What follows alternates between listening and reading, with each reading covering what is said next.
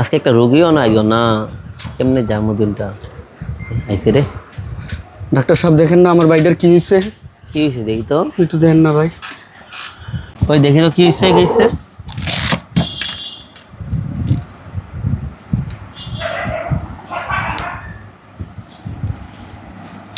বড় নিঃশ্বাস, বড় নিঃশ্বাস।